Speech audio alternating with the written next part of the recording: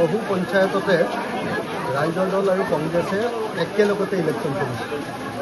যেনেকৈ বৰুৱা পুখুৰী পঞ্চায়তত জিলা পৰিষদৰ সদস্যগৰাকী আমাৰ, কিন্তু আঞ্চলিক পঞ্চায়তৰ সদস্যগৰাকী কংগ্ৰেছৰ পৰা খেলিছে। ঠিক তেনেকৈ কংগ্ৰেছৰ পৰা 7জন আমাৰ মেম্বাৰে খেলিছে, ৱাৰ্ড মেম্বাৰে খেলিছে, আৰু ৰাইজৰ দলৰ পৰা কেৱল 3জন আমি খেলিছোঁ। এনেকৈ আমি বুজাবুজিৰে মানে বহু পঞ্চায়তত একেলগে খেলিছোঁ। কেৱল মাত্ৰ আমাৰ জিলা পৰিষদৰ ক্ষেত্ৰতে আটাইবিলাক ঠাইত আমি বুজাবুজি কৰিব নোৱাৰিলোঁ। কিন্তু এতিয়া আমি তৃণমূল পৰ্যায়ত কংগ্ৰেছ আৰু ৰাইজৰ দলে ঐক্যবদ্ধভাৱে কাম কৰি আছোঁ।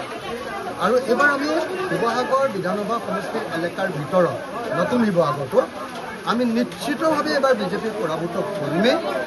বিজেপিয়ে ভয় খাইছে, বিজেপিয়ে পইচা পাতি বিলাবলৈ আৰম্ভ কৰিছে, বিজেপিয়ে প্ৰলোভনৰ ৰাজনীতি কৰিছে, আৰু বিজেপিয়ে মানুহৰ মাজত ভীতিগ্ৰস্ততাৰ সৃষ্টি কৰিবলৈ চেষ্টা কৰিছে।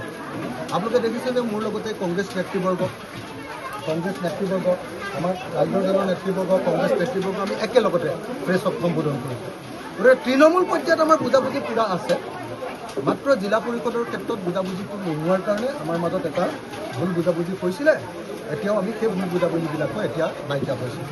যিহেতু কৈ আছে সেইটো খং উঠি মই কোৱা কথা এটা, খং উঠি মই অভিযোগ কৰিছোঁ যে এই ধৰণৰ হ'ব নালাগে। আমি চবেই লগ লাগিলে বিজেপিক হৰুৱাব পাৰিম। 2026 চক আমি বিজেপিক হৰুৱাবই লাগিব। যদি 2026 আমি বিজেপিক নহৰুৱাওঁ, তেতিয়াহ'লে অসমত মূল্য বৃদ্ধিৰ কাৰণেই মানুহ মৰি থাকিব। অকল বস্তুৰ দামৰ কাৰণেই মানুহ জীয়াই থাকিব নোৱাৰে। হিন্দু মুছলমানৰ ৰাজনীতিটো বাদেই দিয়ক, অকল বস্তুৰ দাম।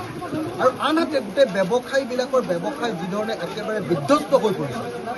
আপুনি আমগুৰি টাউনতে কওক, আপুনি আমাৰ নাজিৰা টাউনতে কওক, আপোনাৰ শিৱসাগৰ টাউনতে কওক, যিকোনো ঠাইতে আমাৰ এতিয়া ব্যৱসায়ীবিলাকৰ ব্যৱসায় যিধৰণে বিধ্বস্ত হৈছে, আৰু মানুহৰ ওপৰত বিজেপি চৰকাৰে যিধৰণৰ কৰৰ সন্ত্ৰাস চলাইছে।